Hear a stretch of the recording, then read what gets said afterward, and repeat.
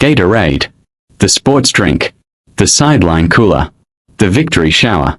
You've seen athletes pour it over coaches after championships for 40 years. You've seen it in every gym locker, every school cafeteria, every convenience store refrigerator in America. It feels like science. It feels like performance. It feels like something that belongs in the category of genuine athletic necessity. Most of it is sugar and water. The electrolytes that Gatorade markets as its primary functional benefit, the sodium and potassium that justify its existence as a category distinct from juice or soda, are present in quantities so small that the average recreational consumer would never deplete them through normal exercise. The science behind sports drink consumption is real. The population it applies to is elite, high-intensity, long-duration athletes. The population that actually buys Gatorade is overwhelmingly people who just walked on a treadmill for 30 minutes. Gatorade was developed for a genuine scientific purpose, for a specific athletic context, with real physiological research behind it. And then it was acquired by Quaker Oats, and then by PepsiCo. And at each stage of corporate ownership, the marketing expanded further from science. The target audience broadened from competitive athletes to recreational exercisers to children to people who just find it refreshing. The sports drink category, a multi-billion-dollar global industry, exists because one university football team in Florida was losing weight during summer practices in 1965. Everything that followed was marketing. This is not a sports story. This is a story about how academic research became a product became a brand became a category, and a category convinced hundreds of millions of people that they needed to replenish electrolytes after the mildest physical activity. Gainesville, Florida. The University of Florida Gators football team. The team's coach notices that players are losing significant weight during summer practice sessions in the Florida heat. Some are suffering heat-related illness. Performance is degrading over the course of practice. Players who start sessions well are struggling to finish them. The coach asks team physician Dr. Robert Cade why his players aren't urinating despite drinking water. It is a specific question. The answer points to something physiological. Dr. Cade, along with colleagues Dana Shires, H. James Free, and Alejandro de Quesada, begins investigating. Their finding is specific and scientifically grounded. When athletes sweat heavily, they lose not just water but electrolytes, primarily sodium and chloride, with smaller amounts of potassium and magnesium. Water replacement alone is insufficient if the electrolytes lost in sweat are not simultaneously replaced. Consuming plain water during heavy exercise can actually worsen certain aspects of performance because it dilutes the remaining electrolyte concentration in the blood, a phenomenon now called hyponatremia in its severe form. The researchers also identified a carbohydrate component. Glucose, available to exercising muscles, is depleted during prolonged high-intensity exercise. Replenishing both electrolytes and carbohydrates simultaneously during exercise could maintain performance better than either intervention alone. They formulated a solution. Water, sodium, potassium, phosphate, a measured concentration of glucose, and, according to the original account, lemon juice added because the original saline solution tasted like sweat. The Gators drank it. Their performance improved. The hypothesis was validated. The formula worked for what it was designed for: extended, high-intensity exercise in extreme heat by competitive athletes undergoing significant fluid and electrolyte loss. Dr. Cade and his colleagues recognized that their formula had commercial potential beyond the Gators training field. They licensed it to Stokely Van Camp, a food and beverage company best known for its canned goods and pork and beans product. This licensing decision was the first commercial pivot. Stokely Van Camp was not a sports science company. It was a consumer packaged goods company. Their interest was not the physiological research. Their interest was the product and the market it could access. Stokely Van Camp launched Gatorade commercially in 1967. The initial target market was athletic teams at all levels: football programs, track programs, professional leagues. The positioning was accurate and specific: a hydration product for serious athletes engaged in prolonged high-intensity exercise. The early commercial growth was driven by a key institutional endorsement. The NFL adopted Gatorade as its official sideline beverage in the early 1970s. Every NFL sideline had the distinctive coolers. Every game broadcast showed players drinking from Gatorade cups or squeezing from Gatorade bottles. This is the mechanism that transforms a legitimate product into a cultural icon. Not advertising. Repetitive visual presence in a high-prestige context. Every American watching NFL football, tens of millions of people per weekend, saw professional athletes consuming Gatorade as part of their competitive ritual. The implicit message was not communicated through an ad. It was communicated through association. Professional athletes at the highest level of physical performance drink this. It must be what serious athletes drink. The research was real. The NFL endorsement was real. The problem is what happened next. Quaker Oats acquires Gatorade for approximately $220 million. Quaker Oats is not a sports science company. It is a packaged food conglomerate with a deep understanding of mass-market consumer behavior and retail distribution. They see Gatorade not as an athletic performance tool but as a high-margin beverage with an authentic origin story and an aspirational athletic association. Their marketing strategy was to expand the target audience without changing the product. The science behind Gatorade applied to people losing large amounts of sweat through sustained high-intensity exercise.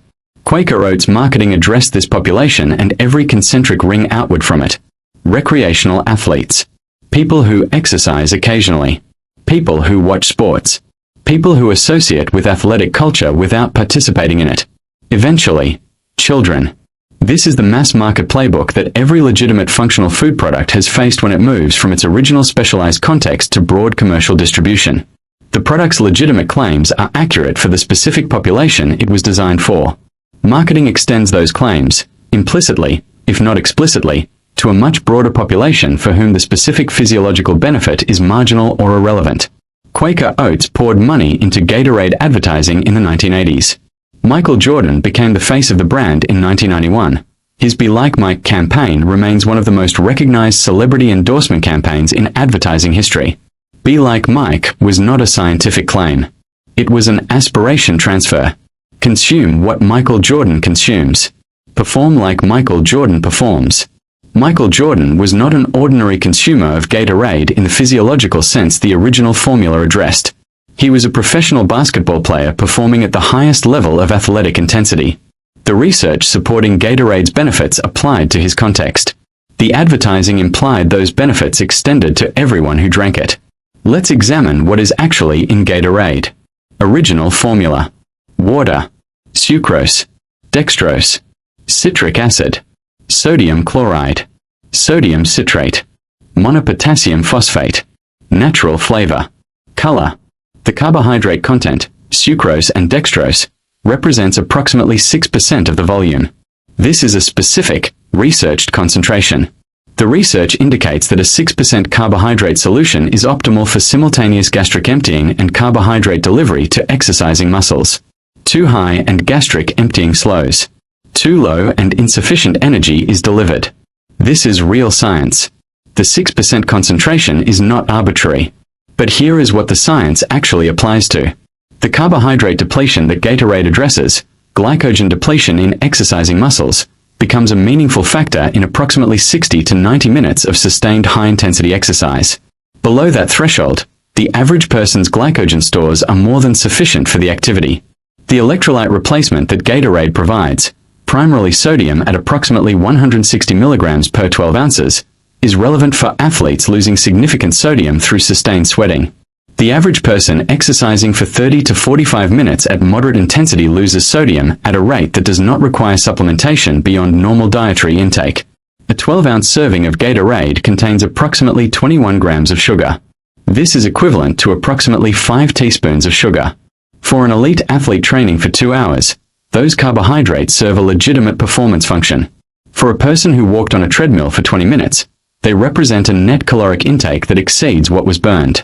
Gatorade science is sound for its original application. Its marketing extended that application to a population for whom the physiological rationale was, at best, marginal. The sports drink category, which Gatorade created and still dominates, is built on a foundation of legitimate research applied to a consumer base that does not reflect the research population. PepsiCo acquires Quaker Oats for approximately $14 billion. The most valuable single asset in that acquisition is not Quaker oatmeal. It is Gatorade. At the time of acquisition, Gatorade held approximately 80% of the sports drink market in the United States. PepsiCo's rival Coca-Cola had Powerade. But Gatorade was the category. PepsiCo's management of the brand accelerated the demographic expansion strategy. New product lines addressed new consumer segments. G2, a lower-calorie version, addressed consumer concerns about sugar content. Gatorade Zero eliminated sugar entirely, targeting keto and low-carb consumers. Gatorade Protein addressed the post-workout recovery market. Each new product line expanded the brand's consumer addressable market without requiring new sports science research.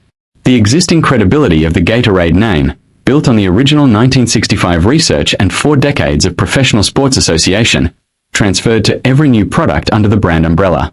This is brand architecture as distribution strategy. You do not need new science to launch a new product if you already have a brand that consumers associate with science. PepsiCo also expanded Gatorade internationally.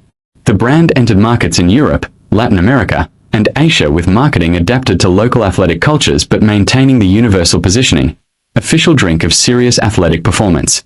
The 2012 Gatorade campaign, Win from Within, positioned the drink not as a hydration solution but as a marker of athletic identity. Consuming Gatorade was not about physiological function. It was about belonging to the category of people who take performance seriously. The product had completed its transition from a scientific formula to a cultural identity signal. By the 2000s, Gatorade had become heavily marketed to children and adolescents. Youth sport sponsorships, school cafeteria distribution, advertising timed to children's programming. Pediatric health organizations raised concerns. The American Academy of Pediatrics published guidance in 2011, noting that sports drinks were unnecessary for children engaged in routine physical activity, and that their sugar content contributed to childhood obesity and dental erosion. The guidance was specific. Sports drinks have a legitimate role for child athletes engaged in prolonged, vigorous exercise in hot environments. They have no functional benefit for the average child drinking one after gym class. PepsiCo responded with product reformulation rather than marketing withdrawal. Gatorade reduced sugar content in some products. Launched lower-calorie variants. Reformulated with natural flavors. Updated packaging to appear more health-conscious. The marketing to youth sports continued. The structural issue was not the product. The product, for its original application, is sound. The structural issue was a marketing infrastructure that had been built over 40 years to associate Gatorade with athletic identity, and athletic identity, for American children and adolescents, is cultivated through consumption of the products their sports heroes use. You cannot separate Gatorade's commercial success from the aspiration transfer mechanism that has been its primary marketing tool since the Michael Jordan campaign. The science is the foundation. The aspiration is the engine. Dr. Robert Cade and his colleagues at the University of Florida made something real in 1965. They identified a genuine physiological problem. They formulated a genuine solution. The research was sound. The product worked for the population it was designed for. The commercial history of Gatorade is not a story of fraud. It is a story of a legitimate scientific product moving through successive corporate ownership structures, each of which expanded the marketing beyond the science, not by lying about what the product does, but by expanding who it was implied to be for. Stokely Van Camp brought it to athletic programs. Quaker Oats brought it to recreational athletes, and then to everyone who wanted to be associated with athletic culture. PepsiCo brought it to children, to low-carb dieters, to protein supplement seekers, to anyone who wanted a branded athletic identity product. At each stage, the brand's credibility was built on the previous stage's scientific legitimacy. The 1965 research authorized 40 years of marketing that reached far beyond any context that research addressed. The electrolyte science is real. The carbohydrate research is real. The physiological rationale for consuming Gatorade during a 2-hour competitive athletic event in summer heat is real. The person drinking it on the couch while watching the NFL game being played by the athletes whose sideline coolers display the brand, that person is not the research population. They are the commercial population. And they are the reason Gatorade generates approximately $6 billion in annual global revenue. Dr. Cade never became rich from the invention. The university eventually settled a royalty dispute with him for approximately $30 million, a fraction of the value the brand had generated. The science belongs to researchers. The money belongs to corporations. That is the business model of Gatorade. And it is the business model of every functional food product that has ever moved from a university lab to a supermarket shelf. Let us know in the comments what we should cover next. Thanks for watching.